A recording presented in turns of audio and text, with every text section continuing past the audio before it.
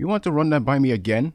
It's true. Dragonborn is Gamera, and the power that he wields is unlike anything I've seen in years.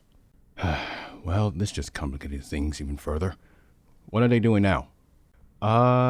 Here's the thing. They're gone. How the hell did you lose a giant monster like that? Actually, the reason for that is because Gamera started flying like a flying saucer and he flew away from California.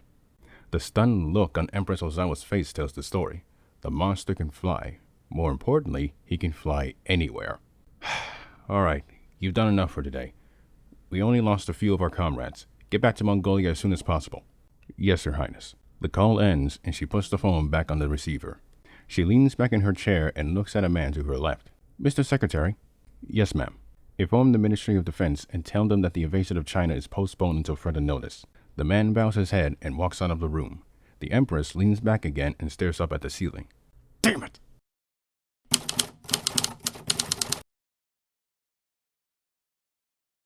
And in other news, this just came in from America. Not less than 24 hours after throwing off King Koopa and his army, Dragonborn has unleashed Gamera. Eyewitness reports and live footage says that Kenjiro Honda, the third Dragonborn, transformed into the kaiju. Here is footage of it now. The screen changes to the footage being taken by pedestrians at the time when Honda unleashed Gamera. Japanese audiences are stunned and perplexed to see this. In her classroom, A2, Emilia Terasawa can't believe what she is seeing, nor could her friends who are also seeing this. Shinsuke Shindo, who is getting ready to go to work, is not at all surprised one bit. His only reaction is a disappointed sigh.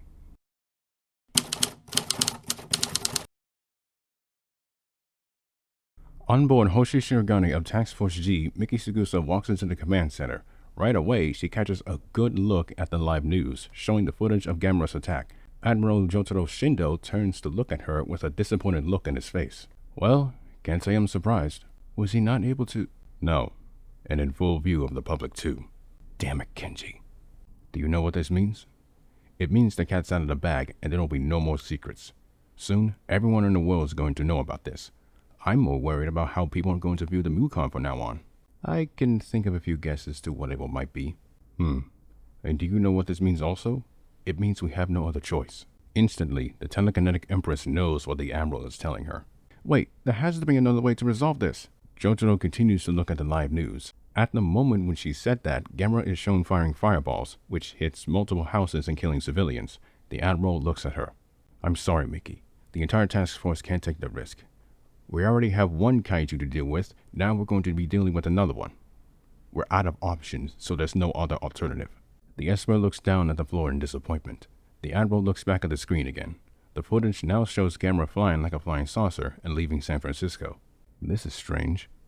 We don't have any previous records of him doing that. In fact, something about the turtle flying like that looks awfully familiar.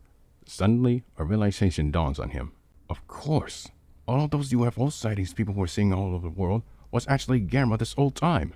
Miki lifts her head up surprised. Then, that would mean he got out before Kenjiro even knew about him again. But how far does it stretch back to? More importantly, is he the one who called out Gojira? If so, why? I mean, we don't even know how Gojira ended up in Mount Fuji. The ship's alarms goes off. The screen changes to the satellite image of Earth. A tracker picks up the fast-moving Gamera still flying over the ocean. It calculates where he is heading to. Then, it finds his destination, Honolulu, Hawaii.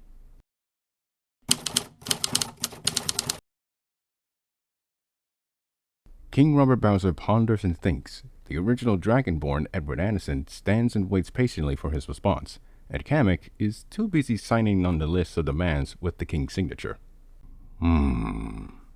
If what you say is true, then that would explain why King Rhaegon III is on the move, and why the Gamera had awakened once more. Grandfather, why didn't you tell me this before? Probably because you were too much of a, hard-headed baboon. Bowser bashes Kamek on the head for the sarcastic remark he just made. It's probably because Henry thought you weren't ready at the time. Now, if he was still alive, and he saw you survive against Dragonborn, he will be saying something differently. I'm sure he would. But, if only I didn't fight Dovahkiin and known about this sooner. I can heal your wounds as well as repair your ships, because right now, we're running out of time. Bowser and Kamek looks at the Englishman alarmed. Wait, you don't mean... I'm afraid so. Human? How long until they arrive? Tomorrow at the least, and wherever Gamera goes, they will be there. Kamek, call Alan Jeff, and I want all anti-air defenses on high alert, and I need all of the ships to mobilize. It's about time that I repay my debts. Mind if I tag along? Only if you heal me and repair my ships, you will. Deal. Now, hold still.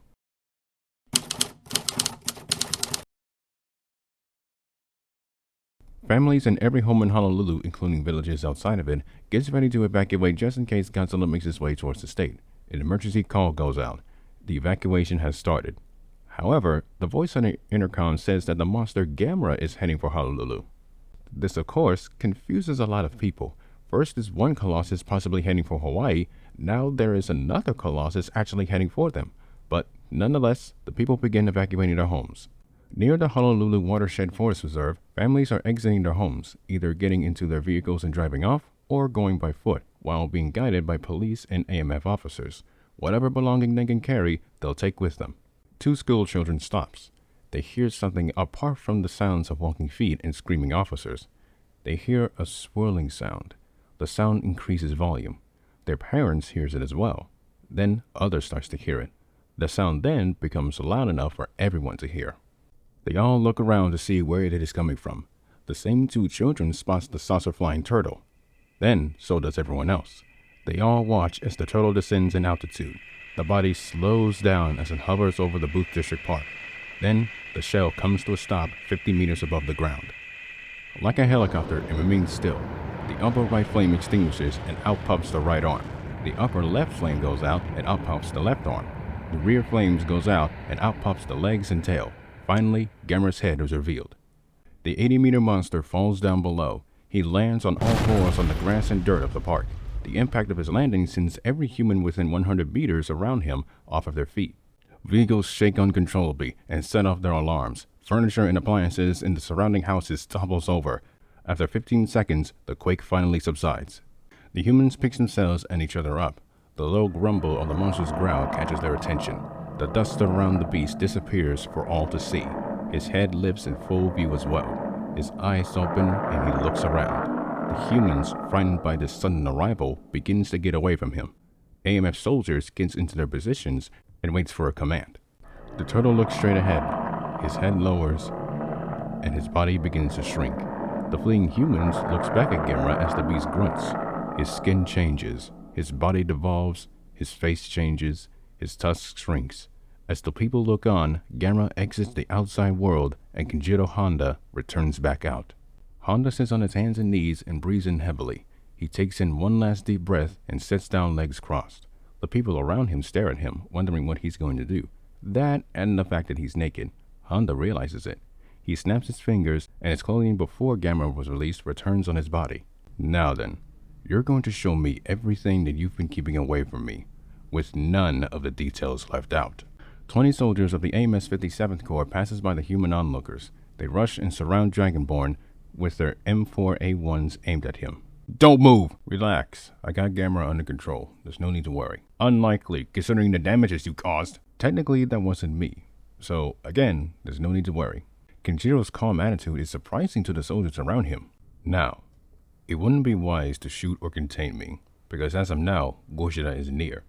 So, you still might need us. He's referring to himself and Gamera. The sergeant thinks about it for a moment. Then, he lowers his carbine rifle.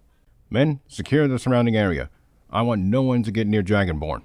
Also, sir, could you give Gamera and myself some space? We need to resolve some lingering issues between the two of us.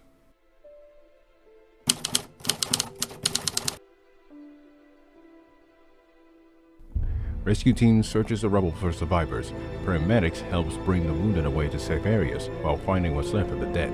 Helicopters, both news stations and military, flies over the park, looking over the devastation. This is the aftermath of Gamera's return, a return that was more shocking than one could imagine. Eleanor Harrington, uninjured yet covered in dirt and bruises, is sitting on the sidewalk with her head buried in her legs. The events that she had just been in left her in awe and shock, mostly in disbelief. Her younger sister Chloe, who was mostly completely unscathed, sits down next to her moping relative on her left. Jojo sits next to her on her right. Mario and Luigi, who are injured, sits on their knees in front of her. All four, all four are worried for Hellraiser, but no one is even trying to speak up, and it's understandable. They do not know what she might say to them, until you lied to me. Look, we're sorry, but you see, we didn't know how to explain it to you. So, you see, excuse me, Sergeant Vargas, Corporal Harrington? The two S-Class mutants looks away from the moping Hellraiser. They see an African-American man in a Navy uniform standing behind the Mario brothers. Yes? Lieutenant Jackson Gibbs, U.S. Navy. Wait, I recognize you. You're Vanishing Jack, right? Yes, sir. Class C, rank 4. Anyway, I'm sorry for coming out of nowhere, but I came to deliver a message. Gibbs takes out a sheet of paper and unfolds it. He reads what's on the paper. Sergeant Jose Jonathan Vargas and Corporal Chloe Winters Harrington are to report to the battle carrier USS Texas immediately. Eleanor's head slightly moves up. Wait, right now? I don't know if you noticed, Lieutenant, but we're clearly not in the mood for an overseas travel. It's not my order, ma'am. It's a direct one for Fleet Admiral Harrington. Wait, Elliot? Dio mio. Do you comply with this order? Might as well. Jeez, I thought my rage was bad. Come on, Chloe. As the two mutants stand on their feet, Eleanor suddenly jumps to hers. Hold it. You can teleport yourself and anyone anywhere, right? Yes, ma'am. How many? Enough to transport an entire squad of 10. Good. Then I want to come with. Jojo and Chloe are perplexed at what she just said. Eleanor then points at the Giovannis. And I want you to bring those little fuck nuggets along with us. The brothers also becomes perplexed. They try pleading to her, but immediately she shuts them down. They have no choice but to come along. Lieutenant Gibbs, Jojo, Chloe, Eleanor, and Giovanni's all hold hands while forming a circle. Gibbs closes his eyes. Yellow aura surrounds his body. It spreads to the 5 individuals. Their bodies begins to fade. Then they disappear in thin air.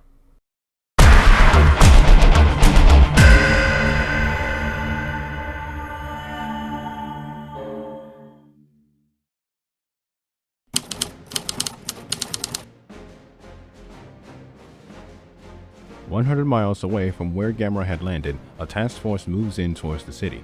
They are the ships of Task Force 25.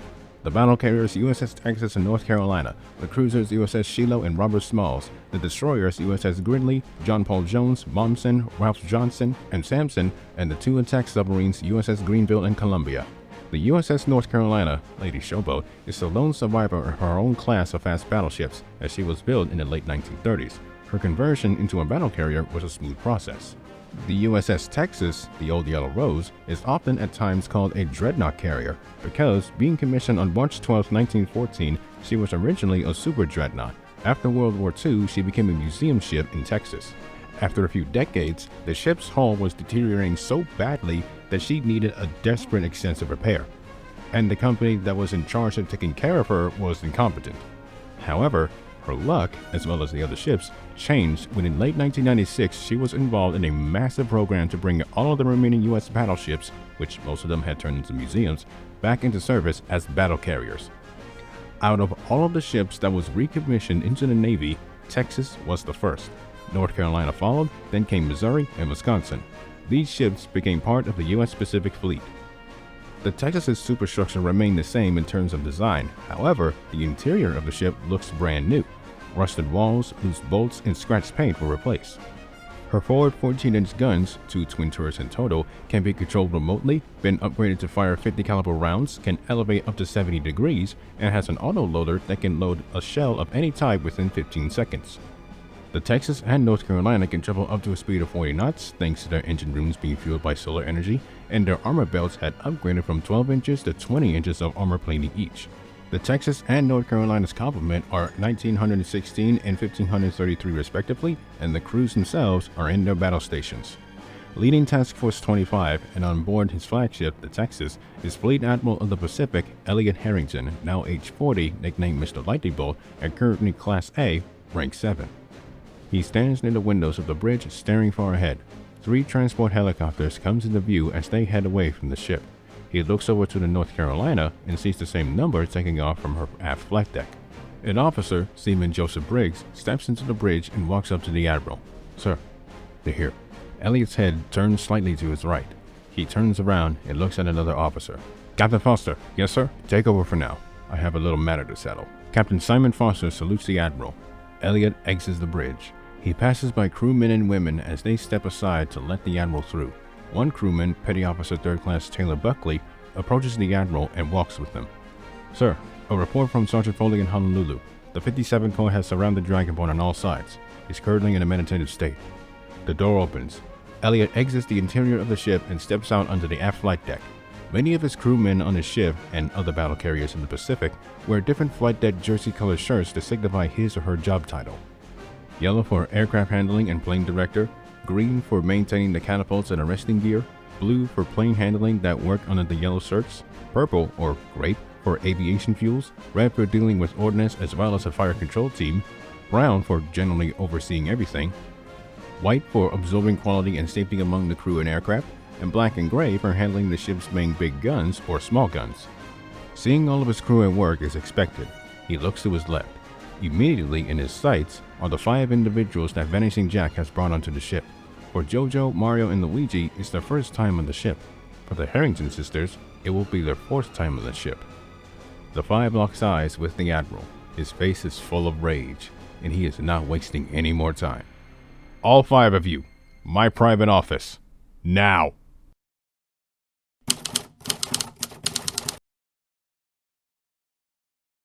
Standing side by side in his office, Chloe and Jojo listens to the Admiral as he berates the two. The 2 of you had one mission. One mission! And you failed. Not only that, but you are responsible for the deaths of tens of people! Do you have any idea what the President is going to say about that?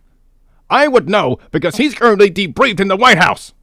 Sir, some Mongolians got into the country. We couldn't stop them in time. Really? Then why weren't you informed that they did? We had someone hacking into the AMF database that lived close to the park. We detained and arrested her. Well, I guess instead of stopping a disaster from happening, you decided to go after the little hacker! Hell, she could be very useful if she's that skilled! The Admiral continues to berate the 2 mutants. Outside of his office, Eleanor is leaning her back against the steel wall, arms crossed and looking down. Mario has his hands together while looking down, and Luigi is sitting down twiddling his index fingers together. All 3 of them hear Admiral Harrington give Vargas and his daughter the riot act. Ellie looks up and sees a man walk past her and the brothers. She looks down to see Mario looking at her. She turns her head away in a huff. The door finally opens. Both Chloe and Jojo walk out of the room with disappointed looks on their faces. The former looks at her sister. Eleanor looks into the room. She lifts her back off of the wall and walks into the room, shutting the door behind her. She stands in the room and looks around the office. Nothing too out of place. It looks like an ordinary office that one would see in a business. On the desk are piles of paperwork. Next to them is a family photo. All but one are smiling in it. Right now, no one is smiling. She looks ahead. Her father, Elliot, looks out into the window, drinking out of a bottle of water. He rests the bottle down on the desk and turns around. The father and daughter lock eyes. The father and daughter lock eyes. I see that you already met Gamera. Again. When did you know that Honda was Gamera? Since I joined the AMF. Chloe and Jojo knows about it. Hell, the entire AMF knows about it. Even your mother in the Atlantic. So how does the Giovannis know about it? They've known about it since Kenjiro's father in the 1980s. Why didn't you tell me about this? It was never my intention to tell you even once. And because I knew you were going to react in the way that you did. Great. I've been living a lie. First, my family doesn't tell me anything. The guy I thought was dead was not. And to top it all off, the monster that I saw as a kid was right in front of me the entire time. She walks over and places her hands on the desk, with her head looking down at the floor. So tell me, how can Honda do that? We don't know. Bullshit. First off, watch your language. Second off, even if we did had info on how, it wouldn't have been hard to explain. You've known his father since you were a teenager. How do you not know? Because Shinji kept it to himself. So how do you think I felt when I found out? Ford knocks on the door, interrupts the father-daughter conversation. The door opens and walks in Commander Rodney with a sheet of paper in his hand. He closes the door behind him and salutes the Admiral. Rodney, I told you and the rest of the crew not to interrupt. I'm sorry, sir, but we just received word from Task Force G. It states that Godzilla III has increased speed and is heading for Honolulu. Looks like we're going to have to do the same then. There's more, sir. A message from the mainland. King Bowser is gearing up for another invasion. Hearing Hearing that concerns Admiral Harrington and causes Hellraiser to raise her right eyebrow. Where? Hawaii. Honolulu. What? Oh, for fuck's sake. Looking at her father, Eleanor can see the stress in his eyes. She lifts herself from the table and walks towards the door. Hold it! Where do you think you're going? I'm going to Honolulu. You're blaming all of us for this mess? Fine, I'll fix it. Elliot tells her that the AMF needs Honda alive, but she ignores him. She exits the room and runs down the corridor with Eleanor and Chloe chasing her. He wants to throw a bolt to stop her, but he thought twice of it. Hellraiser's feet generates electricity as she steps out onto the aft flight deck of the Texas. She jumps up 500 feet into the air and dashes into the direction of Honolulu. Too late to stop her, Elliot and Chloe Harrington watches as she flies away from the fleet. What she's going to do when she gets there, they can already guess.